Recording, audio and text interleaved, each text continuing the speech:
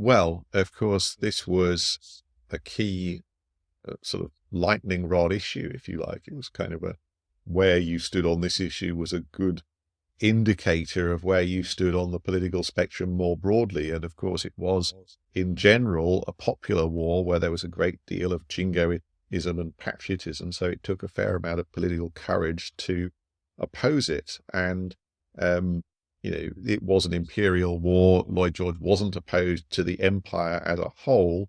Rather, it was kind of a bit like the sort of Barack Obama line about Iraq. I don't oppose wars, I oppose dumb wars. And so this was the sense, there was a sense that, the Boers, who were white people of Dutch descent in South Africa, that they were being kind of bullied, if you like, by the British Empire.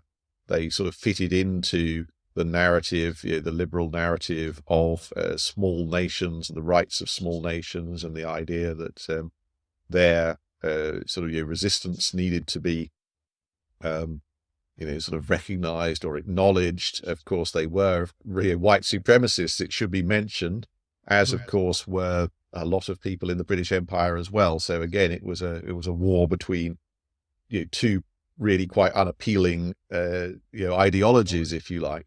But nevertheless, sort of Lloyd George opposes the war. He puts himself at personal risk. I mean, we think a lot about people on Twitter receiving death threats, but certainly this is nothing new in politics, that he was putting himself in physical danger by going into places like Birmingham, which were hotbeds of support for the war, and standing up and making speeches against him, and with sort of riots and disruption breaking out. So, I mean, I guess what is interesting is that this doesn't permanently marginalize him from sort of any chances of political success in the future, and that although the Liberal Party sort of splits or divides over that issue, it doesn't formally split, but has different groups within it, so-called pro-Boers like Lloyd George, and the liberal imperialists, people like Asquith and Rosebery,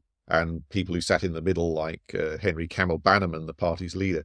So once the war is over, the party is able to reunite to a considerable degree, particularly when almost immediately afterwards, in 1903, this controversy about free trade versus protectionism breaks out, led by Joseph Chamberlain, the colonial secretary in the conservative/liberal unionist government, who starts advocating for imperial tariffs. And this manages to succeeds in uniting the Liberal Party around the issue of the traditional cause of free trade. And so when the Conservative government resigns in 1905, a new Liberal government is formed, Lloyd George is somebody who's positioned himself quite well, not to be, absolutely at the top of the table, the cabinet table, if you like, but certainly quite prominent. And he gets this role as president of the Board of Trade as his first government job, a cabinet position.